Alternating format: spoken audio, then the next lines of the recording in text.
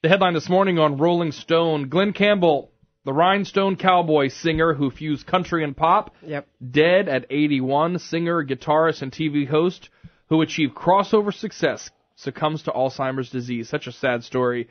We kind of knew, you very publicly said, when the diagnosis was made, when health-wise started kind of going downhill, came out, and I remember one of the award shows sang one of the songs he wrote, and it was something to the effect of I won't miss you, like don't miss me, because it's not me anymore. It's a really sad kind of reality. There is a lot in this area going on to raise research money for Alzheimer's. Christine Payton, our friend at SLCC. Oh, yeah.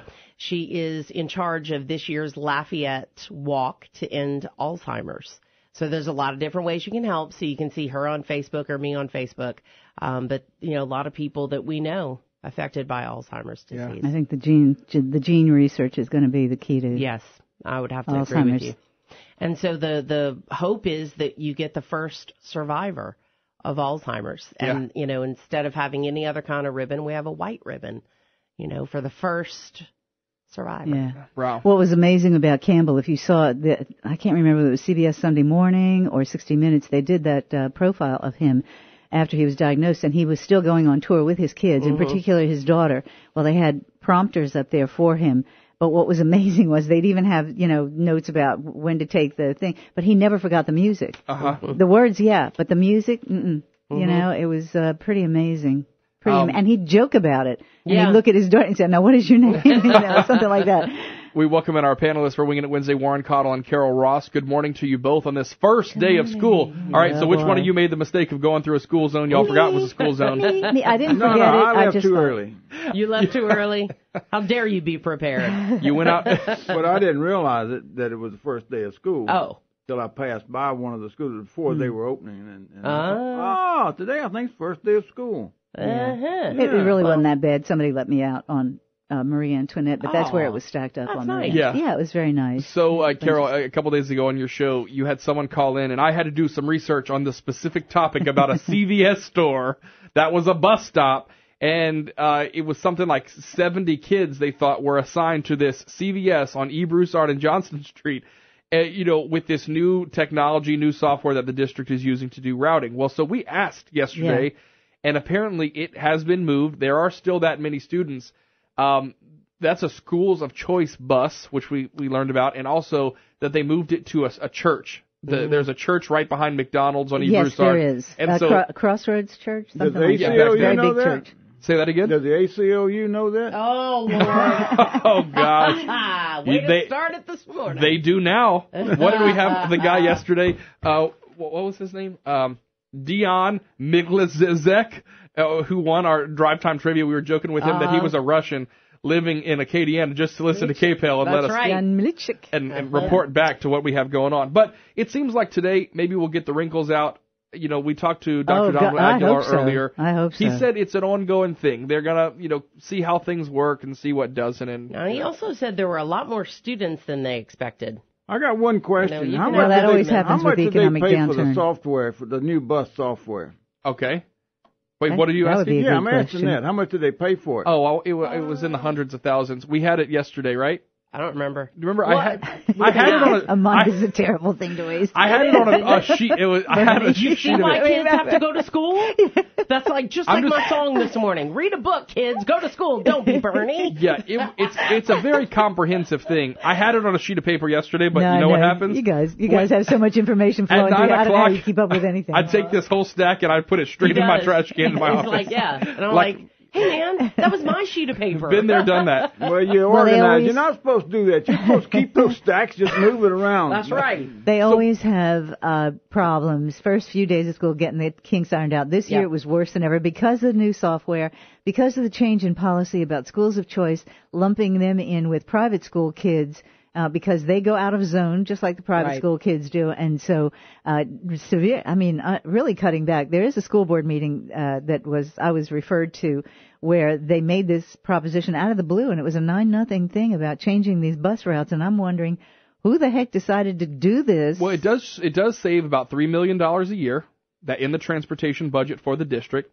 It's a big, sizable chunk. Wow. And I do think the but other it leaves side of the it... kids on the side of the road. Well, but yeah, hey, but the other side of it you know, there's an upside and a downside Look, to you everything. guys live in this area too. You guys understand one of the biggest differences, and we see it every time they change a turning lane, they move something else. Folks don't like change. And, you know, when you start to look at some of these situations, now there are some legitimate, you know, concerns, especially with the schools of choice kids. But guess what?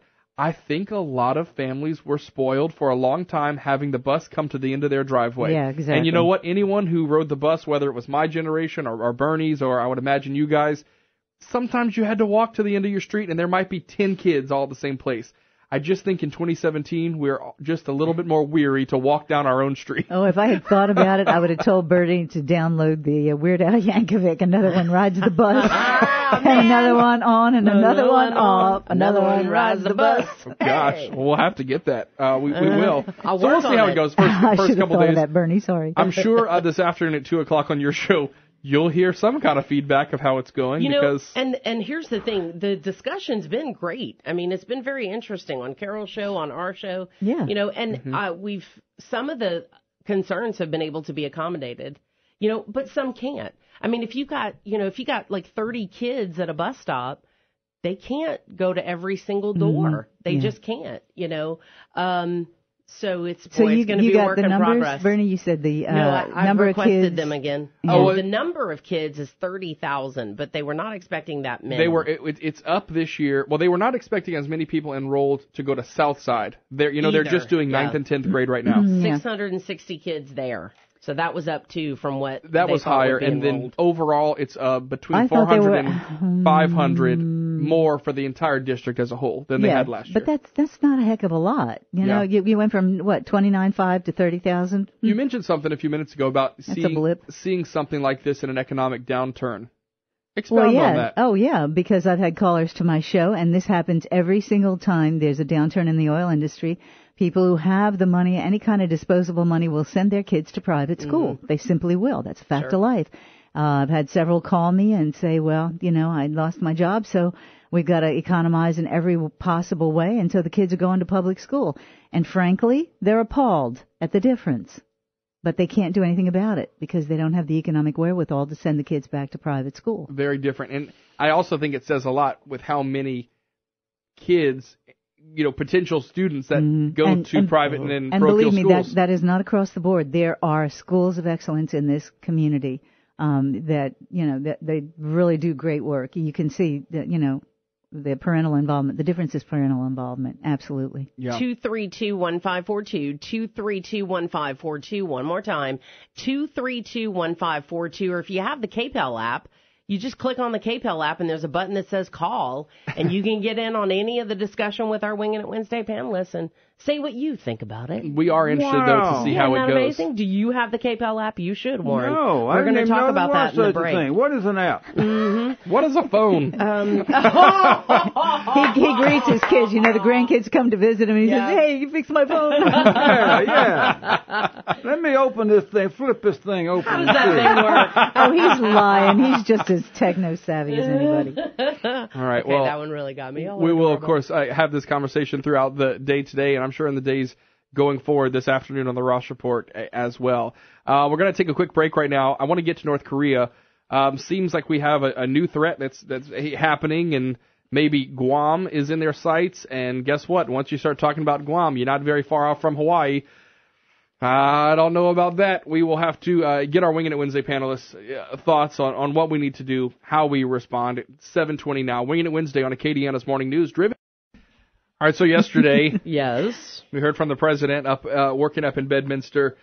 His response as we got some information, I'm to the point where I really don't know what is a leak and what is not a leak. What is just information, what is not. It seemed like UN Ambassador Nikki Haley was kind of mad about the North Korea news being kind of circulated around yesterday because it was, I don't know if it was indicated satellite surveillance, high level altitude surveillance that saw, things being moved around that could show North Korea is more advanced in their nuclear efforts than they had been before. Than late yesterday, hearing state media in North Korea report that maybe they're eyeing Guam.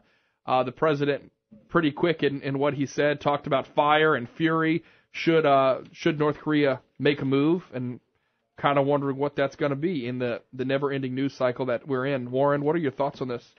First of all, about the leak and whether it's true or whether it's not, I go back to the movie Patton whenever his aide says, "Sir, they don't know when you're acting and when you're not." And Patton said, "It's not important they know. It's only important that I know."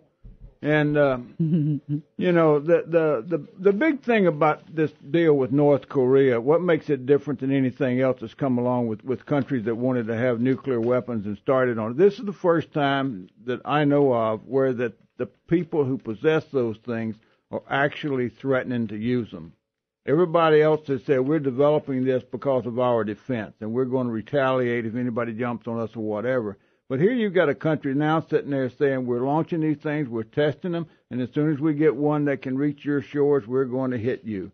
And, you know, that is a big difference. That's just like being in a neighborhood and you got a crazy neighbor down there who's threatening to kill you.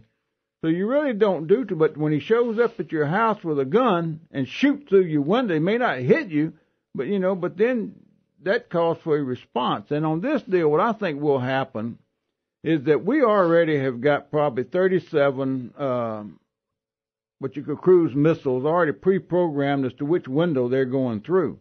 And that what was going to happen is that we're going to come up with a resolution through the Senate or whatever that basically is a declaration of war, and we're going to tell Kim Jong-un, whatever his name is, as soon as the next missile gets launched, you've already said that you're going to strike somebody, one of us, one of our friends. As soon as that missile comes off the ground, we're going to take that as an act of war, and we will retaliate. Yeah.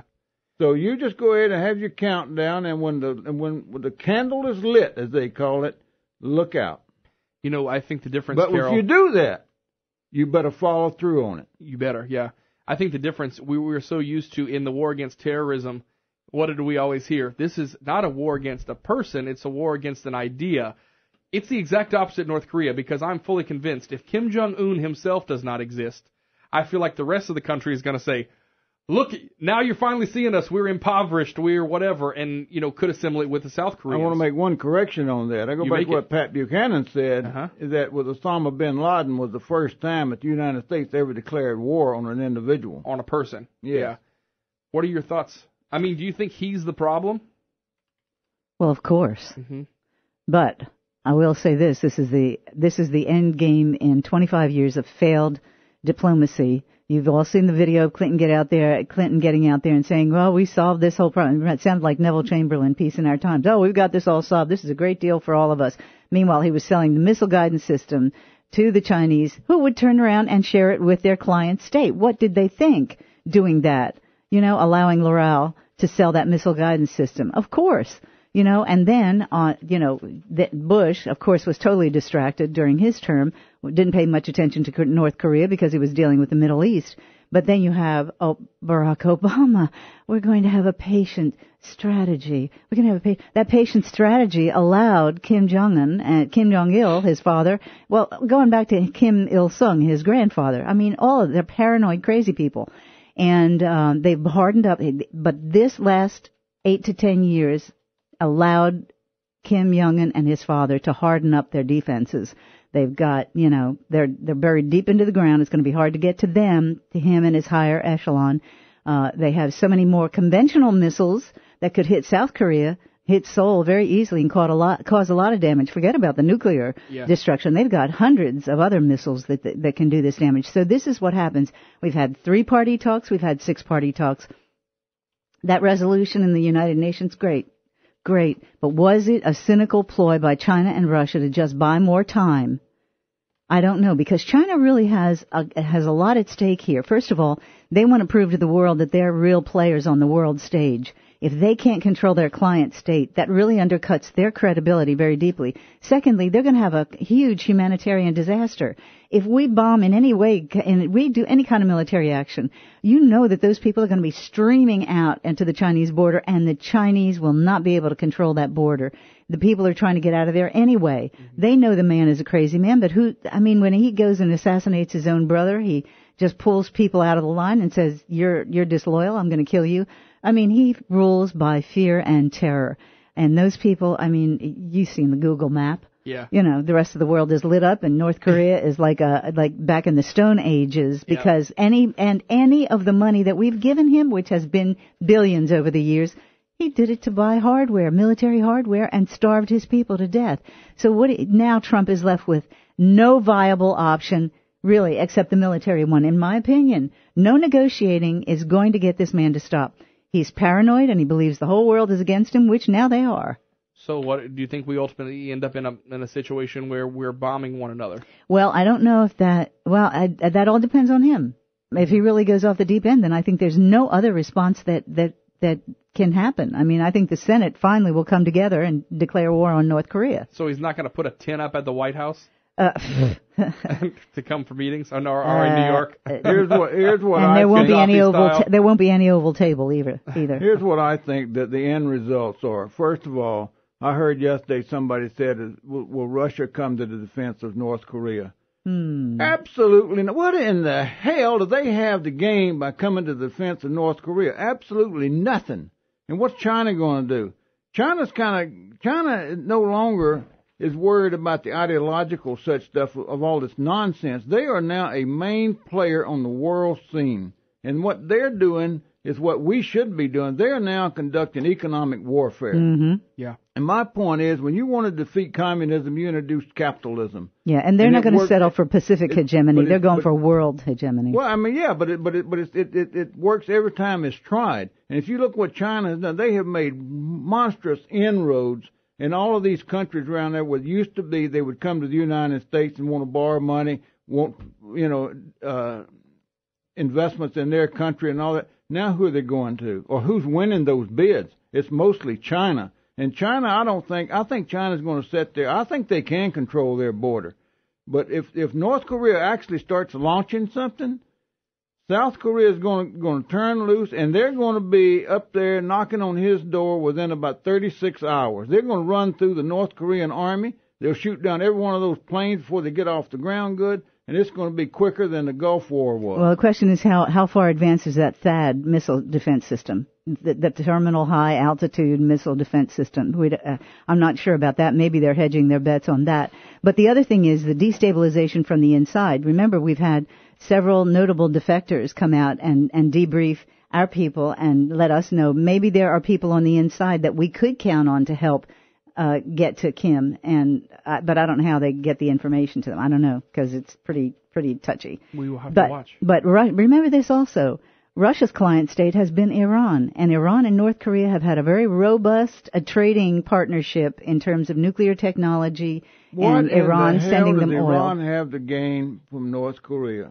Oh, no, they've been trading nuclear technology. They've been trading stuff, but I mean, look. They're not crazy enough to get involved. No, I'm not saying that they will get involved at this point, but I think behind the scenes they've been doing this. That's been proven I don't fact. think there's any question about it. But you also said the United States has been involved in giving them nuclear technology, guided missile technology. Well, that not the United States, a president who had a terrible foreign policy.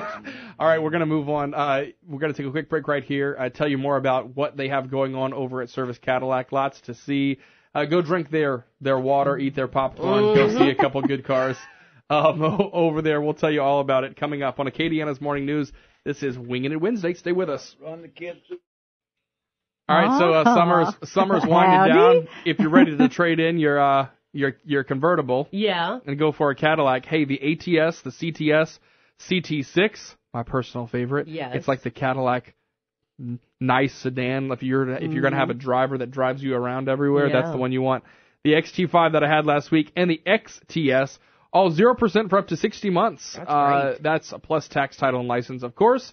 That offer good through September 5th. Look, Service Cadillac. The biggest selection, find anything you want, by far the largest in our area. At Service Cadillac, you can find that luxury pre-owned vehicle as well with so many of the benefits. We get to talk about them every single week.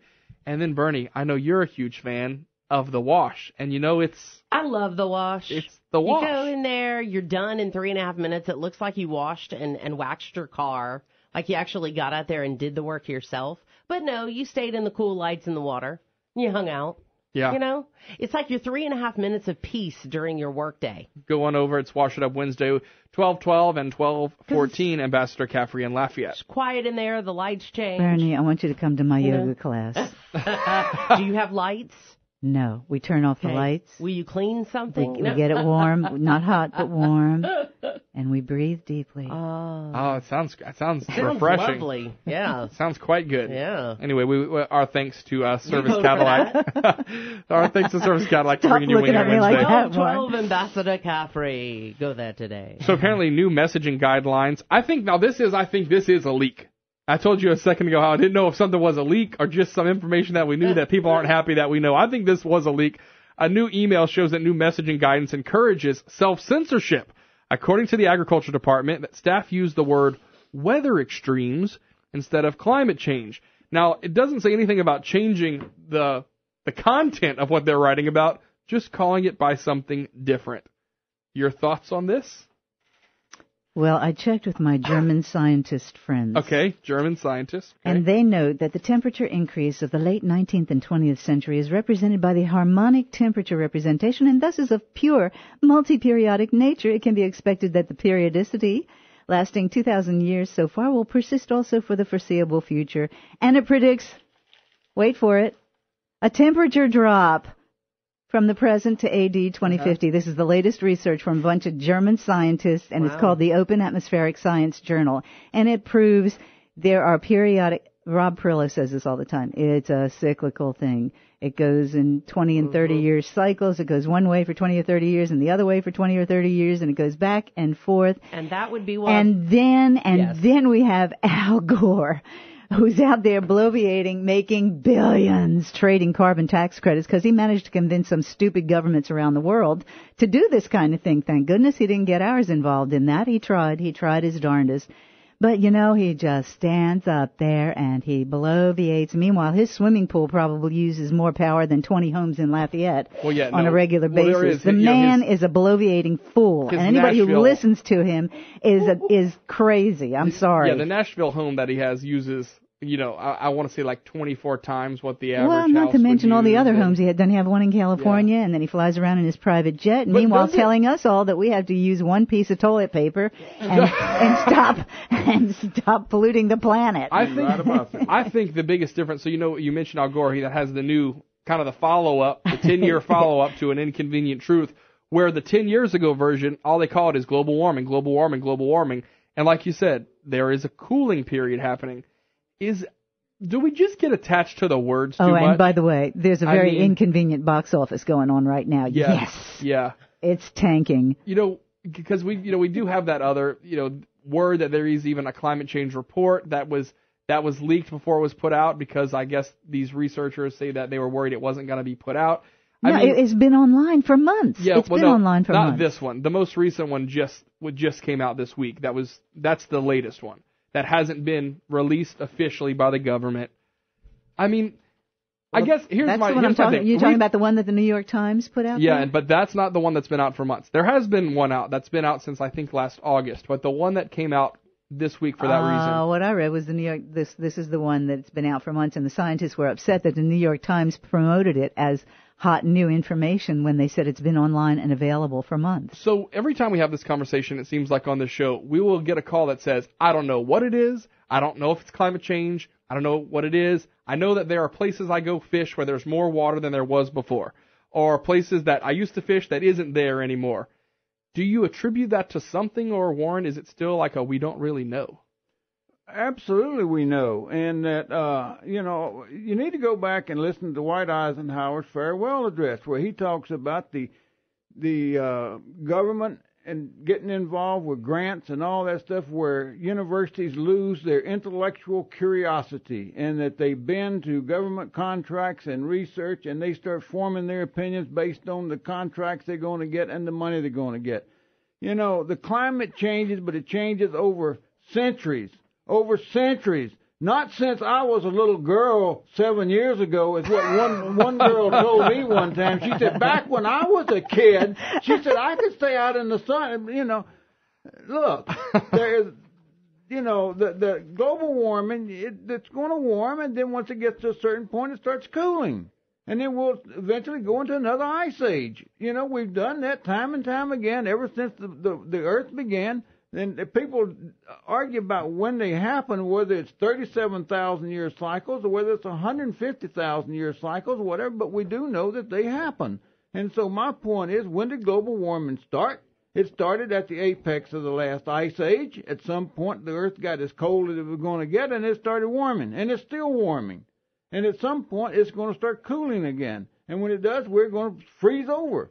That's why I think the liberals ought to just be so happy with this, because when the ice age comes, it's going to freeze out what they consider the worst things that God ever put on this earth, which is humans. And it's going to get rid of most of them, and so the planet's going to be back in harmony with nature. But this is the big point I want to point out about all of this so-called climate change.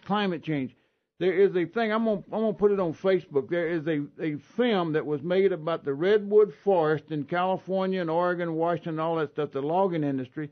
And it says in there, this was in 1947, 48, 49, somewhere in there. But it talks, this is before we started having global warming and climate change and all that. And it said these redwood trees used to grow in Siberia, in northern Canada, in Greenland, in Iceland, back when the Earth was much warmer. Yeah. And so that was 4,000 or 5,000 years ago, which is, it's a drop of a hat geologically. And so, this stuff about, I think God finally, somebody has got enough sense to tell the people in Washington, start using a term that makes sense. Yeah, hey, let's go to the phones real quick. I want to take this comment here. 232-1542, if you have a comment, go ahead. Go ahead, please, with your comment. Oh, I'm sorry. I didn't realize it was my turn. It's you, girl. Okay. So my husband fishes a lot, and he says how there's been such a big change in the basin since from he was a boy fishing starting around 4 or 5 years old till now. But it has nothing to do with climate change, global warming, all of this hoopla. It's man-made. The Army Corps of Engineers put up dams. They have put up levees. They have changed the course of water. They have dammed up the Mississippi so the Mississippi can't move anymore. Used to, whenever the water was free to do what it was supposed to do, the Mississippi would snake across all of South Louisiana, which meant that it was depositing soil constantly, which is why we now have the erosion. It has nothing to do with climate change. It has everything to do with man-made decisions to alter things to fit their needs. That's all it is. That's why you have less water here, more water there, because they have deviated from its natural flow. Brilliant woman. Would you like to be a part of the EPA? Would you like to go to work for the EPA? Thank you for your comment. They can't handle me, Carol. They can't handle me. I believe you're right. Awesome. But Warren made one quick comment that I think is absolutely true. Because remember what Reagan said, start subsidizing something, you'll get more of it. When the government started subsidizing all this research, and believe me, there have been stories of scientists in the universities who disagreed in one little smidgen kind of way, and they were frozen out of any federal funds because it didn't fit with the prevailing wisdom. Go ahead, Warren. I want to point out one fallacy of what the lady said, and that is man can temporarily alter a few minor things, but they cannot alter nature, which is why we don't have man-made climate change. Talk about the Mississippi River. They have tried to control that river. They spend countless hundreds of thousands of dollars a day doing what she says, improving levees and all, but there are flood control places up that Mississippi River that are now landlocked, where they were trying to control the flow of that river to a certain place. Eventually, and she is right, where I live is about 50 yards from my house is what they call the west bank of the Mississippi River at the furthest place that it got westward. And then from there to Mobile, and it snakes back and forth. And it is a fact that at some point that river is going to break loose up there about Baton Rouge or whatever, and it's going to change course. It may do it in the next 10 years. It may do it in the next 2,000 years. But we do know one thing. You're not going to control that river for long. Now, I read a couple of reports that said there's as much heat coming from within the earth. Absolutely. Yeah. So All right, let's wrap this one up. I have a topic you guys are going to love. A softball team disqualified for a Snapchat that was sent. And if it were up to me, I promise I would have been the one doing the disqualification of my child if they were in that picture. We'll talk about that coming up on Wingin' It Wednesday. You know what? If only we could start every segment on this show with, whatever happened to Tipper Gore? She's out there. I don't know. She's out there somewhere. I don't know. She got smart and divorced him. Wow. Burn. That burn is on tour. No, you know what she's doing? When he's out on all these speaking tours about global warming, she cranks that air conditioning down to 62 so it runs full blast all day long just to make him mad. And cashes the alimony check. and sends pictures, of that meter just spinning.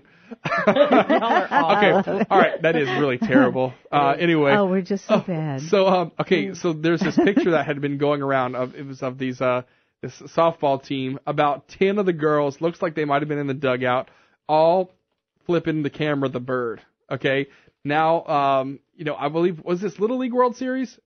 Yeah. Is that what it was? Yeah, Little League World Series. So now the hammer has come down. The hammer has come down, and they disqualified the entire team. Now, when I saw that, I thought, if I was the dad, if that was one of my daughters in there, I would have disqualified her myself. I would have walked down there and said, I don't care how much money we've paid to come here, to have a hotel room, to get you all the batting practice and everything. We're going home, and you need to feel bad for that, because it's all a waste, and you wasted it. How stupid are people? And I know they're kids, but this entire team pulled out of it. We are totally unqualified for that question. How stupid are people? That's all I'm asking. How stupid are people?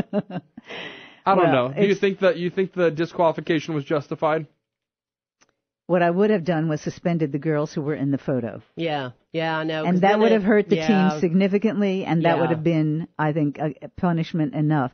And really, they should have been kicked off the team. I would have suspended them or kicked them off the team and let whoever was left who didn't participate in this bad behavior go on and participate, because it seems very unfair to them. The message was what? The message was really kind of in your face. It was it's that grunting that happens. I've been to UL softball games, and when I tell you, those girls look meaner than the baseball players, and the way they talk to each other as far as intimidating the other team is rough. But it kind of gives your team a bad look, I think. Well, you're in a playoff game. You're posting this online. People, I mean, I can't. If you have no other message for your kids but this, do not put anything online.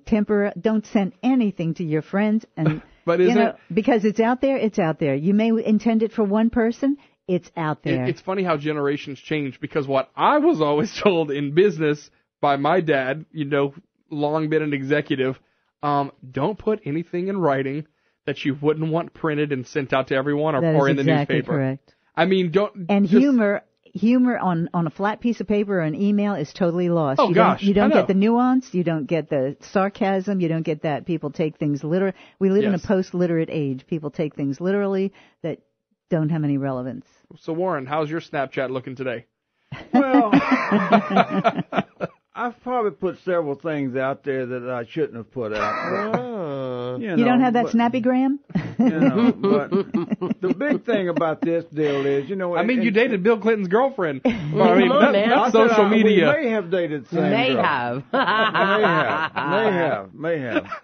Now he's backing off. Why you got to bring back those fond memories? It's my all-time favorite Warren Caudle situation. Yeah, no, the bull riding. The bull riding. Yeah.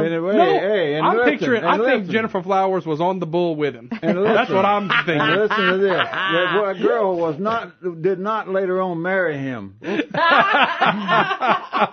get that straight. Yeah, because Warren's wife is mad. She met your IQ. She met your IQ requirements. It was not Hillary. Rodman Clinton.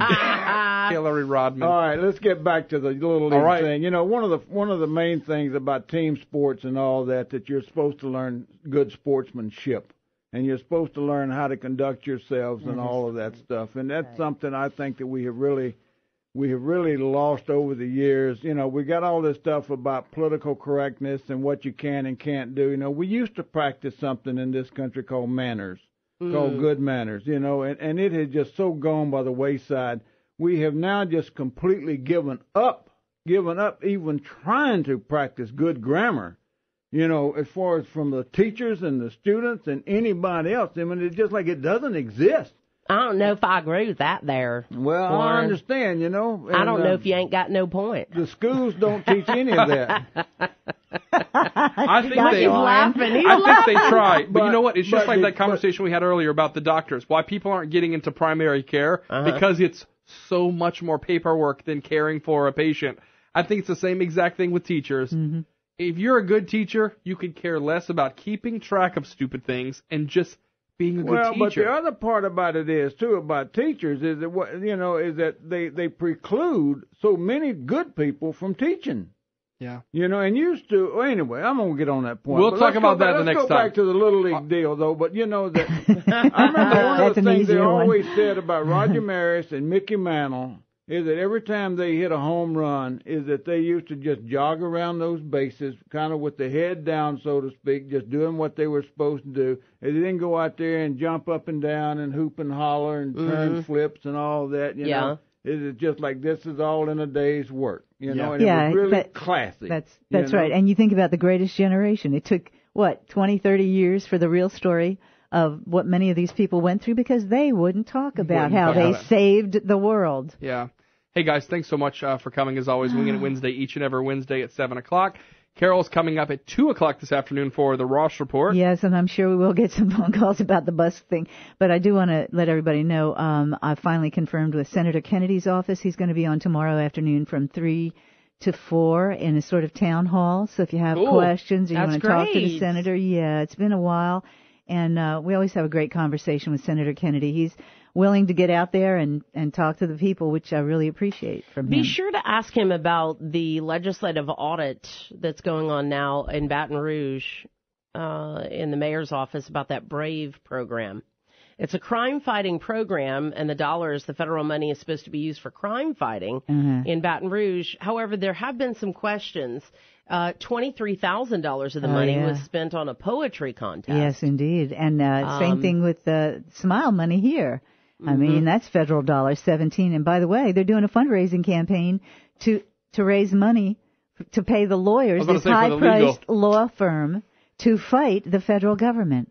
Let's also ask him about the LACE program with the state police working overtime to issue tickets. Darn, y'all will call. Y'all call in. You know what, Carol? We'll be here. Y'all call in. Y'all want to ask those questions? Call in. All right. Mark Patrick Hypnosis coming to Lafayette September 10th.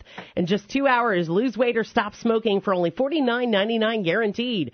For more information, go to markpatrickseminars.com.